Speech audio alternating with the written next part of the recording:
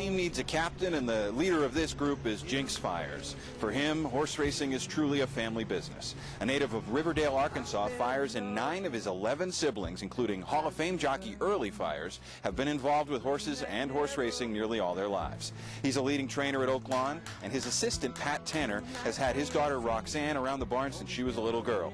And the barn's main jockey is son-in-law John Court. There's 9 boys, and all but one's been in the racing business some fashion or another. Got some boys that are, a couple of brothers that are blacksmiths. One was an outrider. 2 or 3 of them were jockeys and exercise boys, and, you know, right on down the line. Pat's been with me forever, you know, I sing black. So we, you know, most of the people that work for me have been with me 20 years plus. Every racing family chases the dream of getting to Churchill Downs for the Kentucky Derby.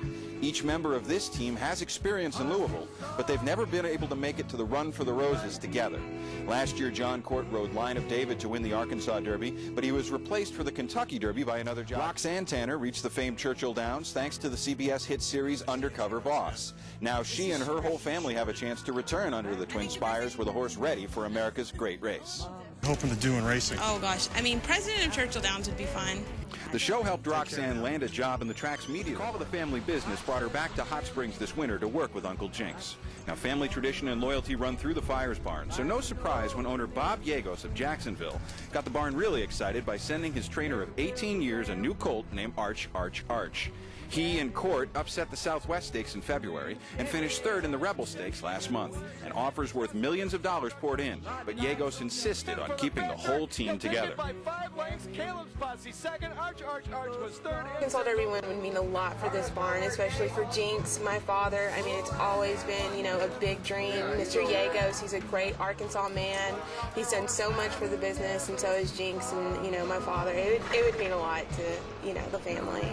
It's really great. I couldn't express how much I enjoy working for Jinx, my father-in-law, and this coming up to the Arkansas Derby with Archarcharch and the whole connections right from my father-in-law and Bob and Valerie Yagos. It's just got a special connection, so we'd really like to see the magic happen.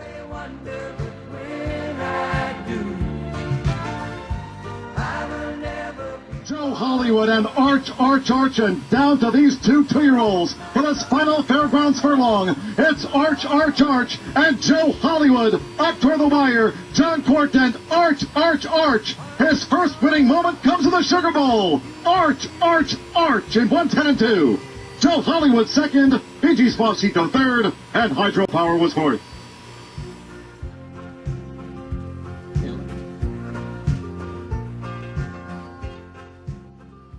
But he has now been beaten to the lead by Archarcharch, and it is Archarcharch who has snuck through to get the lead. Along the inside, steadying at the wire, here's JP's Gusto. It was Archarcharch, JP's Gusto, Elite Alex, and Pico's Pride in the Southwest Stakes. I fell in love there, and the fire's still burning. Arch! Here comes the local guy on the outside. The leader is Sway Away. Here is Arch, trying to win one for the locals, and it is Arch, heavy to hold off Nero at the wire. Arch, the winner of the Arkansas Derby by a head. Nero was second. That was Dance City finishing 3rd. Sway Away was 4th. Alternation was 5th. Jinx Fires, brother, you're going to the Kentucky Derby with your son-in-law, Johnny Court. That's my dude. $52.40. Arch. You'll always